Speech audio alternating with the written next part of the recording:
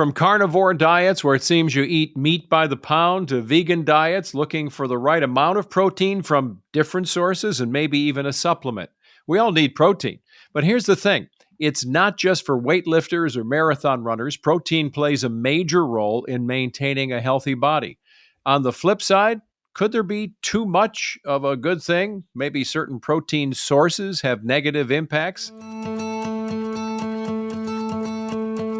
Welcome to a Healthier Michigan podcast. I'm your host, Chuck Gaidica, and every other week, we will take a look at everything from nutrition to stress to sleep and everything in between. And today, we are talking protein. What does it really do? How should we be getting it? And why? Why is it important? And finally, is the more the merrier? Joining us today again is Registered Dietitian Shanthi Appelö. Shanthi, good to see you. Likewise. Yeah, thanks. We just know everybody needs protein. It used to just be a thing. I don't know that we used to talk about it as much. It just happened in a daily diet, right? You'd have a little piece of meat, and you'd have some potato or some beans, and everybody was fine. And now we know it's not only a good idea, but everybody's starting to talk about tracking it. Protein, I think we've talked about this before, responsible for building and maintaining muscle, keeping you fuller longer. Bone health is in there as well, but let's discuss some of the facts about protein. And just this week, I saw an article from Bloomberg. I'm not sure that's the original source that says that manufacturers are now putting protein in everything from morning toaster tarts to snack chips to everything. So it's got a buzz, and it's not like it's a brand new buzz, but protein is kind of in everything from oatmeal to now even water.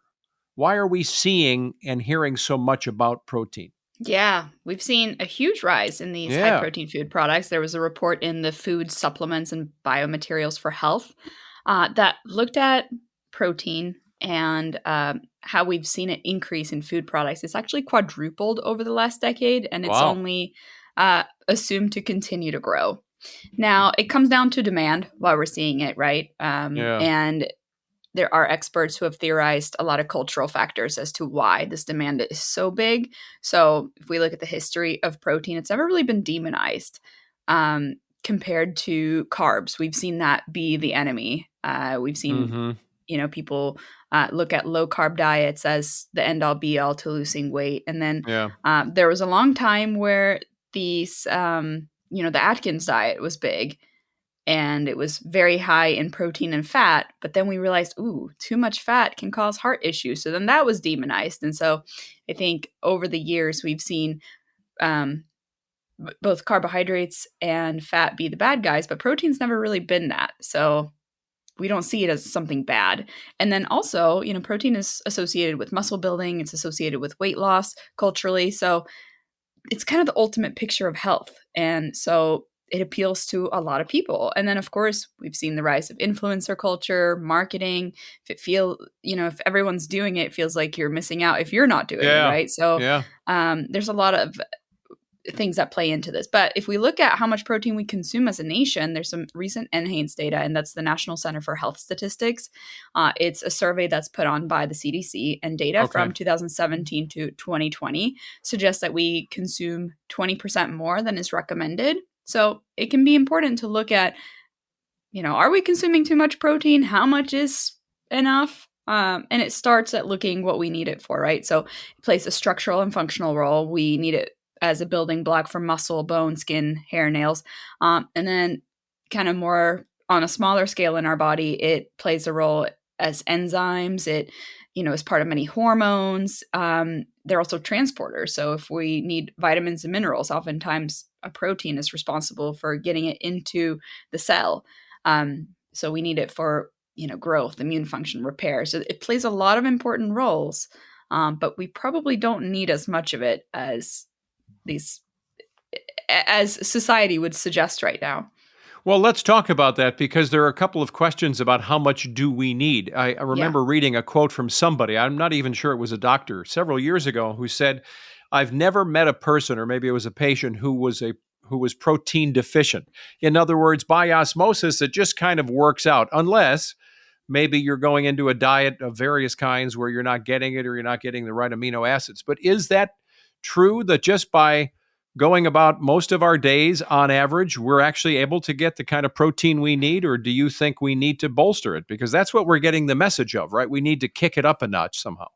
Right. It does seem like we're deficient in some way because it's Yeah. marketed to be in everything.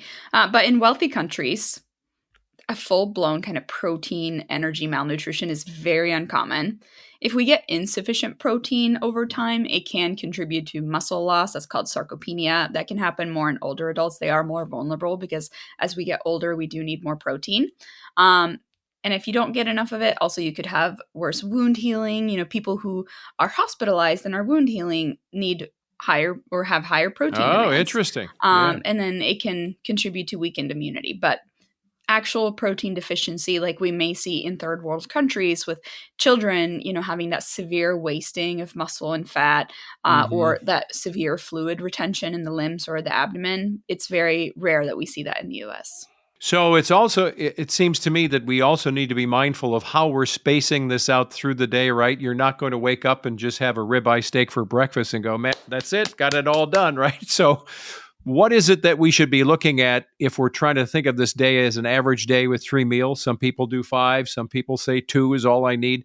But if you're looking for protein, how do you space it out? And what are the kind of numbers we're looking at for that total at a meal and then the total toward the end of the day? What are your suggestions? Yeah, it comes down to the individual and what our age is, how much we exercise. Okay. So the very basic needs are 0.8 grams per kilogram of body weight. So if you want to do the math, you need a calculator. Yeah, Unless and you're a really smart conversion here. table. Yeah, right. Yeah. So you're going to take your I'm gonna do math. weight. Yep. You're going to take your weight in pounds and divide it by 2.2. That'll give you kilograms. Okay. And then that's what we base it off of. So multiply that by the 0.8 grams. Okay. Now that increases. For example, older adults, maybe you need like 1 gram per kilogram of body weight to 1.2. If you are ill, you may have a little bit more to preserve your muscle and your function. People who are pregnant may need a little bit more. People who are very active need a little bit more. So maybe up to 1.4. There are some experts that say even up to 2 grams per kilogram of body weight, depending on that training load and what their goals are. But basically a sedentary male, overall healthy person who weighs 220 pounds, let's say, should get about 80 grams of protein a day. If you are 150 pounds, so that's 68 kilograms, you should get about 54 grams per day as kind of the minimum. Now, you were asking about spacing them out. So generally, I think historically, a lot of Americans would maybe have like their biggest meal at dinner, and maybe they have like a big chicken breast or they have a big piece of steak or whatever it may be. But it is more research tends to suggest that it's better to space it out. So like 15 to 30 grams during each meal. More than 40 really hasn't been proven to be beneficial at any one meal. So that can look like a lot of different things. It doesn't just have to come from quote unquote strict protein sources, right? So if we look at 3 ounces of salmon, for example, that's going to have about 21 grams of protein. If we get Greek yogurt in 6 ounces, it's about 17 grams. But even something like 1 cup of cooked pasta is going to have about 8 grams. So it doesn't have to be just your meat per se. Well, I think that's interesting because, I track almost every single day. Well, I do every day. I'm always not the best at every meal, but for the most part, I'm tracking food on this free app. And I'm always blown away we had corn on the cob the other night, kind of had a whole veggie meal with Brussels and squash. And then we had a couple corn on the cobs. I'm always amazed by my popcorn. We've talked about that, but corn on the cob, of course, chickpeas, stuff that you're trying. I kind of lean vegetarian. I'm not a vegetarian. But then when I look at the app, I'm like, wait, I didn't have a shake or anything. How did I wind up with 16 grams of protein, So it is fascinating to see that these other sources can add up even without trying too hard, frankly. Yeah. So I think it can be eye-opening to track to see where generally you get it from and maybe see where you're lacking or where maybe you're getting quite a bit. So that brings me to my next point of what happens if we get too much, because there is such a thing especially for people who have or are predisposed to kidney issues. Oh, So okay. that's something to talk to your doctor about. But it's been seen that too high of protein intake in people who have poor kidney function could worsen kidney markers. Now, this is for the overall healthy population, not really a big deal having too much protein. But at the end of the day, they are still calories, right? Like protein Mm-hmm. isn't Mm-hmm. isn't just like magically free of calories. So when we Right. have any excess calories, we do store it as fat. So we don't want to overdo it from that perspective. And then it also comes down to the type of protein that we're eating. So if people are just focusing on protein in their diet, you can miss out on some other really important nutrients, like maybe you're not getting enough fiber, maybe you're not consuming enough vegetables because all you're thinking of is protein and you're making your protein shakes, but you're not thinking about other meals, right? And then there are some people who tend to eat more of the carnivore diet, maybe who are only getting their protein from fatty meats. And so then we have to Mm-hmm. think, oh, well, how is that affecting our heart health? Because if we're eating steaks and things like that are generally high in saturated fat, that can increase our risk for heart disease. And also, if people are eating things like deli meats often, then we, of course, are looking at those ultra processed meats, which are associated with a higher risk of certain cancers. So, just things to think about. Well, you're saying a lot of things that I've been looking at in my own leading up to us talking today, trying to figure out what kind of amount am I getting. I do eat yogurt, so that 16, 17 grams in the morning, or even my oatmeal this morning, I'm getting not quite that much. But when I'm looking at protein, I'm also wondering, when you do go over, you're telling me this isn't like just having a big giant bowl of 5 cups of lettuce. It doesn't just vaporize. You don't have many calories, right? But if you're going into 120, 150, unless you're working out like crazy and you're trying to build muscle, that protein is not just going to go into the air and disappear if you're going way overboard. You're saying it can turn into extra calories, or it does, and Yeah. that can lead to even a weight gain if you weren't anticipating that was your goal. Right. It's important Yeah. to look at your caloric balance, what you need, and whether it could be contributing to some weight gain. If we look at protein, it's 4 calories per gram. So, what if the other end of the scale of this is, some of us are doing a pretty good job. We're getting enough protein. We're not noticing any deficiency, except as we're aging. We know after age 40, maybe whatever that number is, that Mhm. idea that you do start to lose a little muscle.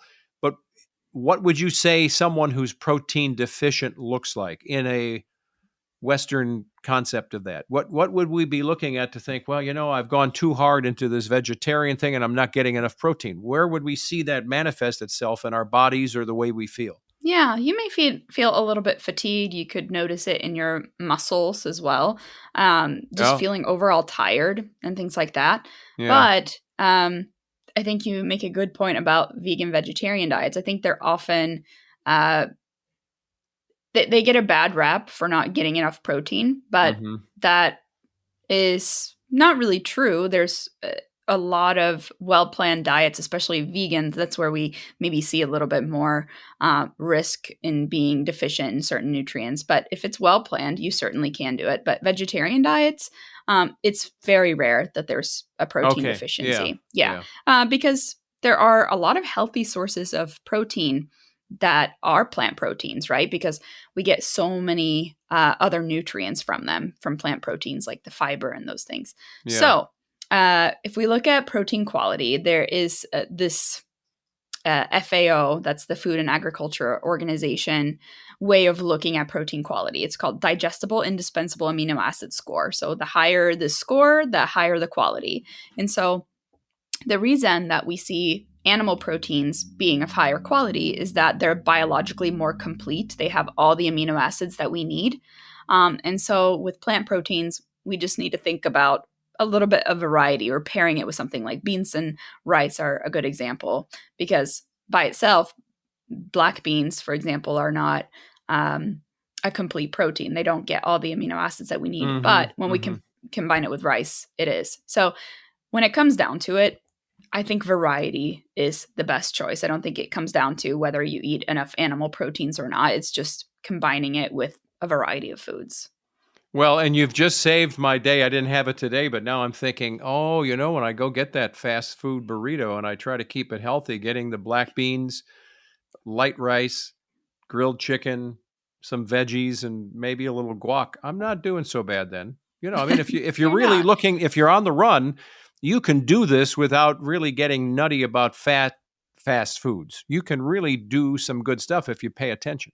Yeah. And I think that brings up a good point about other ways to get protein too, because Mm-hmm.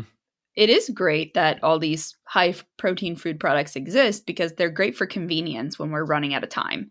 Um, but we have to think about some downsides to them too, right? Like these Yeah. powders and the bars, they are great for the convenience. But I actually saw a report just this month. So it just came out October 2025. And it was Consumer Reports. They looked at 23 different protein powders, and they found that 2/3 of them contained more lead in a single serving than experts said is safe to have in a day. So Wow. when we looked at the lead levels across plant-based proteins, it was 9 times higher than dairy proteins in the products that they looked at. Again, there were 23 of them, and it was 2 times higher than those of beef-based products. So what the Consumer Report said was that, the bulk of the products it tested were fine to have occasionally, but we should look at how often we're consuming some of these products. And you can also look at products that have been tested by the NSF and Consumer Lab if you do want to use the supplements.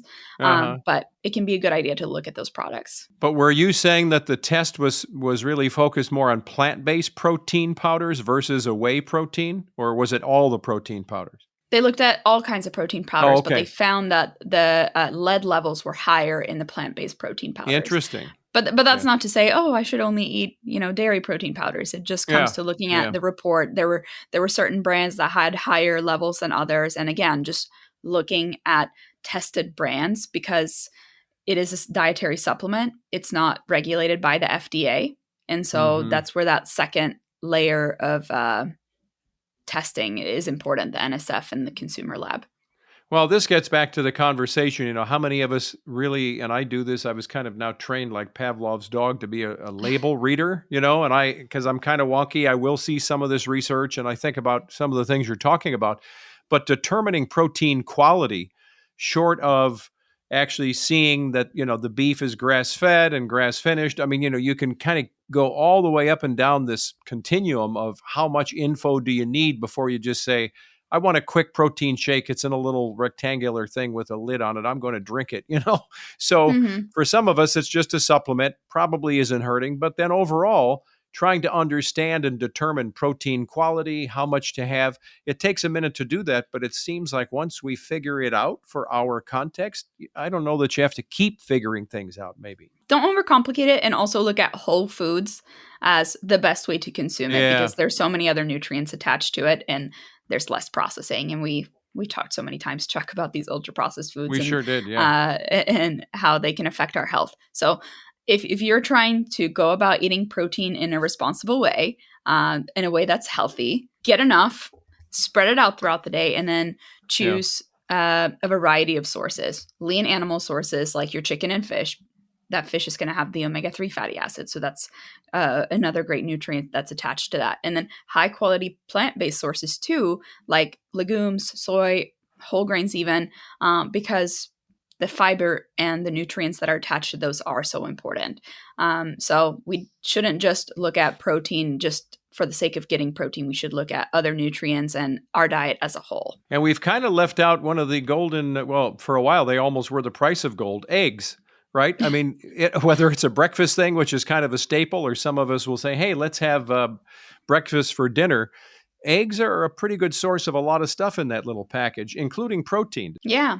One egg has about 6 or 7 grams of protein, depending on the size. Downsides at all beyond the protein powders to supplements? Because, we always hear of maybe other things that we should be bringing around the edges of protein, whether it's creatine, that could be a whole separate episode. But any other supplements that we should talk about that, to your mind, are good things for us to think about that can either supplement the protein needs or can help with even the use of the protein in our bodies? Yeah, I think the only other downside that we can mention that I think I touched on a little bit is just relying too much on those supplements to where we Yeah. miss out on the nutrient rich whole foods. So Mm-hmm. just try not to have too many of those a day. And then I think, as you said, like you were looking at your protein intake every day and tracking it, and you're very aware of how much you get. I think it can be a good idea if people are leaning towards protein supplements and such to look at theirs, because maybe that extra protein supplement isn't really necessary, and maybe it's just leading to extra calories. That's a great point. And conversely, I've looked at some of these, not bodybuilding sites, because I'm not trying to be Arnold, but I look at some of that and I read what they're telling me they are suggesting I should be taking in protein. And I'm thinking, there's no way. I mean, I don't eat a lot anyway, but there's just no way I could get 150 grams a day without supplementing. It sounds like a full-time job. Yeah. Yeah. So I think and that can become a downside, not just because you're getting more calories. It just kind of makes you crazy that you're trying to down shakes and do all kinds of stuff. So I guess what works for some may not work for everybody. But this is a fascinating discussion because we are seeing these inputs, like we started the episode with, coming in from all different directions. So give us some final takeaways here about protein, just across the board, whatever hits your mind. Well, we see a lot of different influencers and different health sites that maybe don't have the right credentials. So when you're getting your information, make sure you're getting that from a good source. We have a great blog on ahealthiermichigan.org that's called How Much Protein is Too Much. Okay. And that'll also lead you to a USDA site on how to calculate what you should be getting per day. So great calculator there that you can determine your own needs. And again, I feel like I say this so much, but just get the protein from different sources and don't overthink it. Good stuff. Well, Shanthi, good to see you as always. Likewise. Yeah, thanks so much. Registered Dietitian Shanthi Appelö joining us today. We want to thank you for listening to A Healthier Michigan podcast. It's brought to you by Blue Cross Blue Shield of Michigan. If you like our show and you want to know more, you can go online where Shanthi was suggesting, go to ahealthiermichigan.org and then /podcast. If you want to get this episode again to share with somebody, or old episodes, all of our new episodes, you can leave us reviews or ratings on Apple Podcast or Spotify. And you can also follow us on Facebook and Instagram or Twitter. Get all these episodes on your smartphone or tablet, and you can just take us for a walk with you on your phone. Be sure to subscribe. Hit that button on Apple Podcast, Spotify, or your favorite podcast app. I'm Chuck Gaidica. Be well.